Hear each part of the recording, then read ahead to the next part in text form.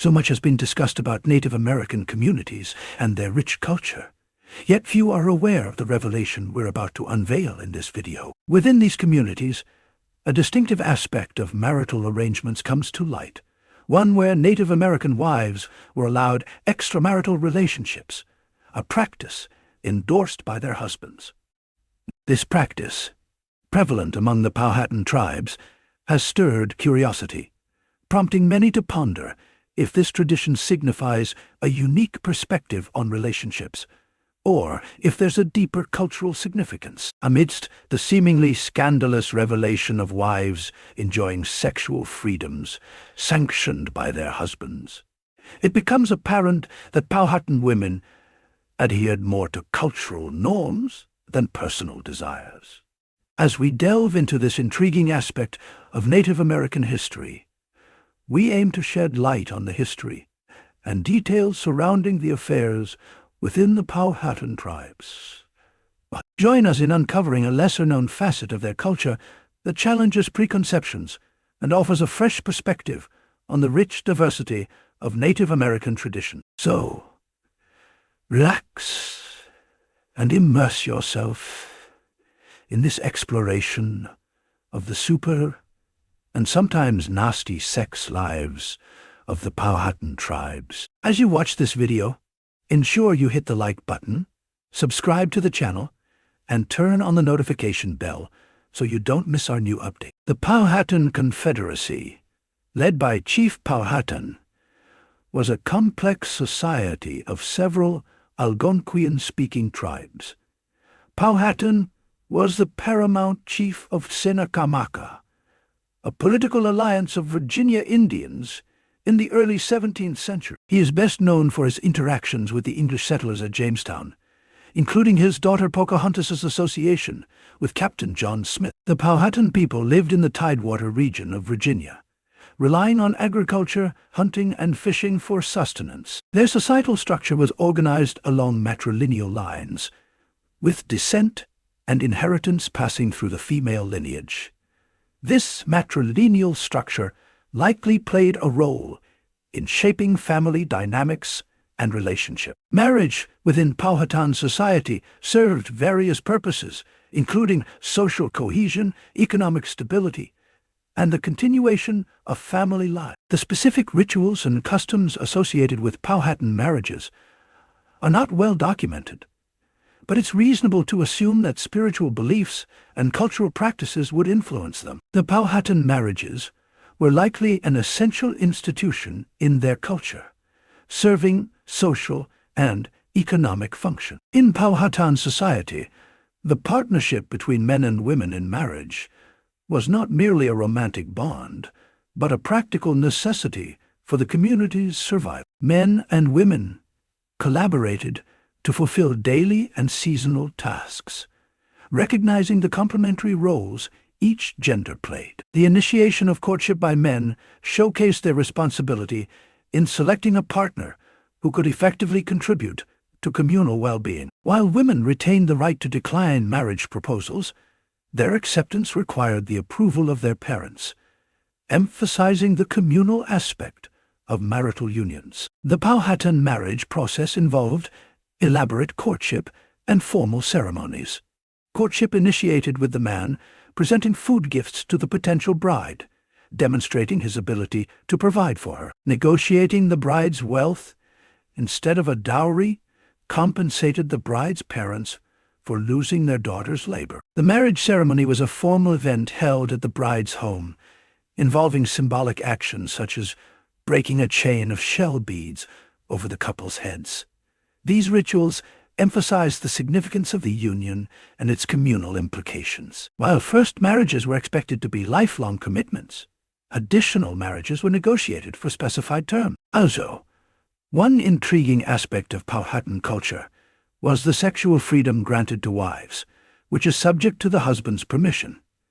Although scandalous to outsiders, this practice was likely more rooted in cultural norms than individual desires. Husbands often loaned their wives to visitors as an act of hospitality, reinforcing the communal nature of relationships. The cultural acceptance of extramarital relationships within specific parameters showcased a subtle understanding of interpersonal connections within Powhatan society. Similarly, identific patterns emerged in exploring the diverse marriage practices of Native American tribes.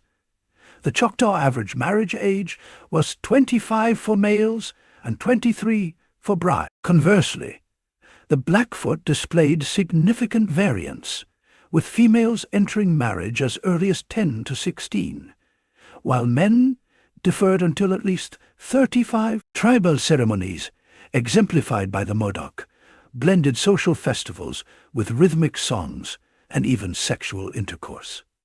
Furthermore, celebrating a girl's first menses through a dance marked the acknowledgement of her readiness for marriage. Over time, a shift occurred in marriage norms. Initially, universal marriage near puberty prevailed among Native Americans in the 16th century. However, as time progressed, child marriage, girls during the latter half of the 19th century were often married off between the ages of 10 and 16, while men delayed marriage until 35 or later. In the cultural context, pre-adolescent children were encouraged to engage in sexual play, particularly among the Comanche, who paid little attention to virginity. The acceptance of masturbation as a normal aspect of young children's lives was observed among Navajo and Powhatan tribes. Children received explicit warnings against heterosexual activities, with Powhatan tribes imparting sexual education through maternal uncles and aunts. These teachings emphasized the dangers associated with early sexual experimentation. As puberty dawned, notable behavioral changes ensued. A taboo against sex play between siblings emerged, while initiation rituals and relationships among teenagers became more common, reflecting shifts in social dynamics. Water games offered chances for sexual intimacy, but the Mojave tribe refrained from engaging in actual relations due to their belief that intercourse in water could lead to a specific disease. Mutual masturbation, albeit infrequent, occurred, with older boys occasionally engaging in forced rectal intercourse. Childhood exploration mirrored adult life, with Mojave children participating in masturbation contests, playing house, and imitating adult relationships. Age grades were often forgotten, allowing children to simulate adult roles freely. Finally, challenges arose concerning childbirth knowledge and modern parental control. Some tribes lacked elaborate puberty ceremonies, contributing to a shortage of knowledge about childbirth among girls. Contemporary issues, such as a lack of discipline, led to parental control problems, necessitating the separation of children as they became aware of gender differences. Children's sexual play was bound to be viewed by grown-ups as an entertaining action rather than as a cause for alarm. This relaxed disposition of kid-raising kept on impacting individuals as they grew up. In some cases, there are gatherings of Powhatan young men who would endeavor to bait little kids into the huts where they would have intercourse and other sex play. Chocobo young men pursued young ladies and transparently attempted to touch their sensitive body parts, and assuming a young lady was gotten, they could attempt intermission. Young men of 6 or 7 would build little houses in the forest and play house with young ladies of similar age, lying with them in imitation of adult copulation. Interestingly, Indian parents do not just allow their kids to stroke off. They train them to ejaculate as well. Young men and young ladies of the Powhatan tribe need to drink semen. The Powhatan tribe also has a custom of isolating their young men from the young ladies at 7 years old for a long time. During this period, they go through piercings, nosebleeds, and need to drink the semen of the tribe's mightiest fighters. They embrace sexuality from an incredibly young age. Young men begin participating in sexual movement from the age of 10 to 12, while the young ladies start from 6 years. At around the age of 13, these men have intercourse with more established ladies who demonstrate and show them how best to satisfy their accomplices. Young ladies do a custom of hitting the dance floor with apple cuts stuffed in their armpits after the dance. Each gives her cut to her preferred man, and he then, at that point, eats it. In addition, the Powhatan tribe constructs love cottages where teenage young ladies can have intercourse with various men till they find the one with the Powhatan tribe. The elders assemble a love hut for their teenage daughters. Different young men go through the night here for a large number of days until she finds a suitable partner who is then with her for life. They practice polyandry fundamentally. Every one of the siblings shares one lady, so they don't have an excessive number of children for their restricted farmland. The Powhatan tribe annually hosts a wife-stealing festival where men wear elaborate makeup and costumes at the Deer Wolf Festival despite children being married in infancy. They try to steal another man's wife discreetly, and if successful without being caught, this union becomes recognized as a peculiar courtship and marriage ceremony. In the Powhatan Indian community of Seneca Moco, specific and distinct gender roles were expected. Women bore children, managed farming, collected fuel, butchered animals, cooked, made household items, foraged, and supervised young children. Men, on the other hand, engaged in hunting, fishing, field clearing and warfare, and participated in political and military councils. Survival required a balance of these tasks, and individuals relied on partners of the opposite sex for survival. Consequently, marriage was primarily an economic arrangement, rather than a romantic one. Men could have multiple wives if they could provide for them financially, particularly serving as symbols of wealth for chiefs. The paramount chief, Powhatan Wahoo Songkok, supposedly had up to 100 wives in his lifetime. While the first marriage was expected to be lifelong, additional marriages were often negotiated for shorter terms. Unless married to a chief, women could engage in extramarital affairs with their husband's consent, though dishonesty was severely punished. Virginia Indians adhered to their marriage customs long after encountering the English, and marriages between Indians and English settlers were infrequent. According to English colonists' written records, physical beauty was considered crucial in selecting wives, and women became eligible for marriage upon reaching puberty and being capable of fulfilling their obligation to bear children. In traditional societies, men gained eligibility after completing the Haskana ritual, marking their transition into manhood. This initiation granted them the status necessary to fulfill responsibilities, such as hunting, fishing, and engaging in combat. The courtship process commenced with a man presenting potential brides with food gifts, showcasing his ability to provide. While women had the freedom to decline proposals, if accepted, a negotiation for the bride's wealth took place, a reciprocal arrangement where the groom or his parents paid a sum to the bride's parents. This bride's wealth served as compensation for the lost labor of the bride upon leaving her family to join her husband. Following a successful negotiation, a celebratory feast will be organized, and the man prepared for married life, often supported by contributions from his female relative. A formal marriage ceremony would be conducted at the bride's home, involving the exchange of bride wealth, joining hands, and the symbolic breaking of a chain of shell beads. The newlyweds then established their residence, potentially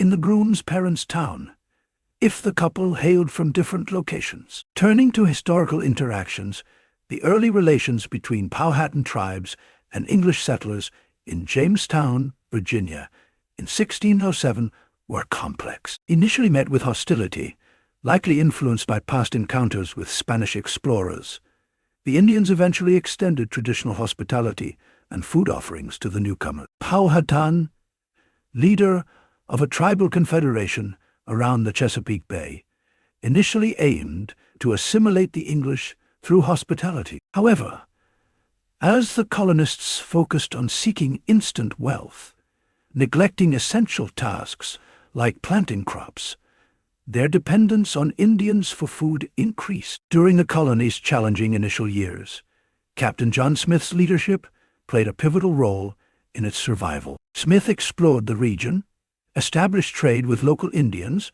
and, unfortunately, advocated a policy akin to the Spanish treatment of Indians, involving forced labor and slavery. When negotiations for food failed, Smith resorted to taking what he needed by force. By 1609, Chief Powhatan recognized the English settlers' intention to stay and was disappointed by their refusal to reciprocate his hospitality or engage in marriages with native women, viewed as an insult from the native perspective. Aware of the English invasion and the occupation of his land, Powhatan's people resorted to attacking settlers, destroying livestock, and burning crops. While claiming ignorance and lack of control over the young men committing these acts, Powhatan made these statements through the lens of John Smith, a notably biased observer. Over the next decade, colonists executed search and destroy raids on Indian settlements, burning villages and corn crops. Both sides committed atrocities,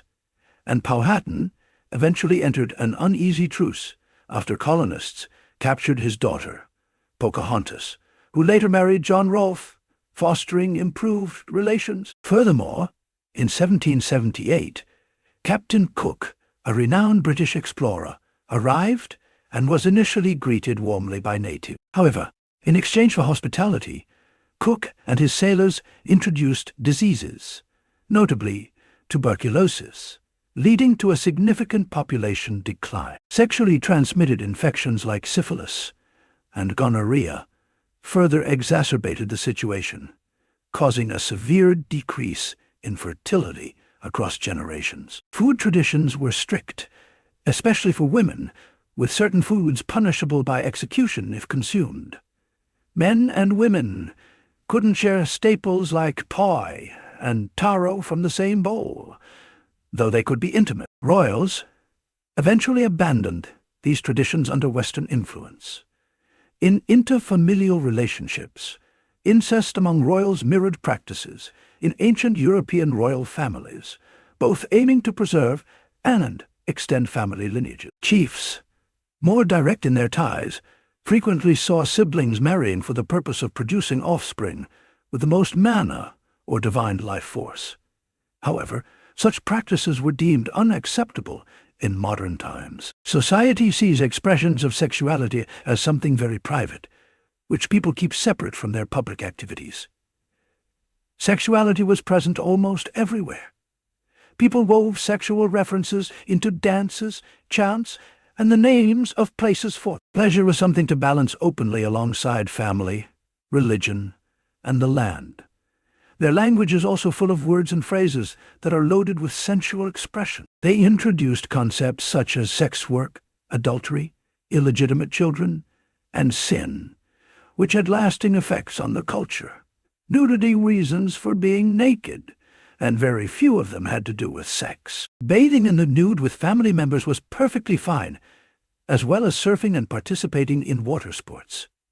Women often went with their breasts uncovered, covering up with robes to protect themselves from the elements, rather than for modesty. Stripping naked in public was also a sign of overwhelming grief or insanity, and could be done as a sign of shame or submission. Mostly becoming pregnant by a man other than one's husband was no big deal, because intercourse with another man's wife was common. It was possible that a woman would become pregnant with a child. That wasn't her husband's. This wasn't shunned. And children could be as communal as wives, according to the memoir of one English girl who grew up among Powhatans. If a woman fell pregnant by a man other than her husband in the community, there was no stigma.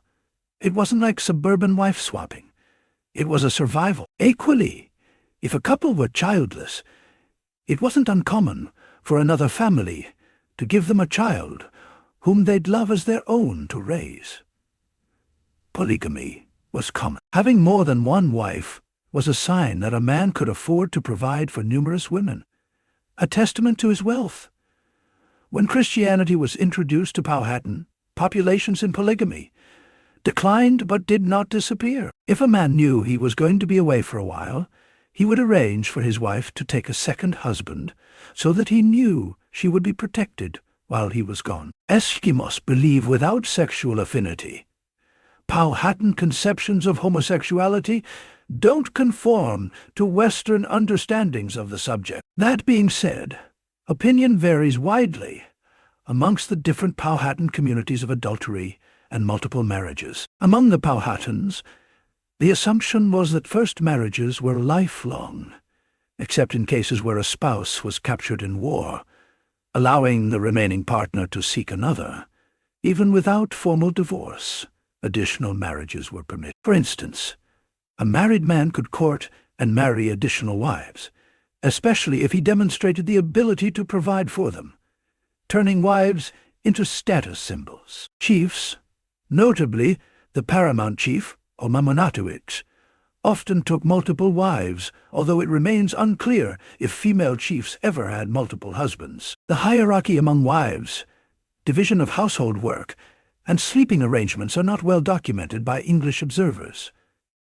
The paramount chief Powhatan retained a wife until she bore him a child, after which he would return home. William Strachey, a Virginia Company of London secretary and author of The History of Travail into Virginia, Britannia, 1612, suggested that Powhatan might have had over 100 wives living in various houses and taking turns keeping him company. The wives, who were also working partners engaged in tasks like raising corn and cooking, were expected to entertain lavishly and adorn themselves with valuable furs, jewelry, and face paint to impress visitors. Strachey noted that among Powhatan's many wives, he favored about a dozen, mostly very young women, for whom he took more delight.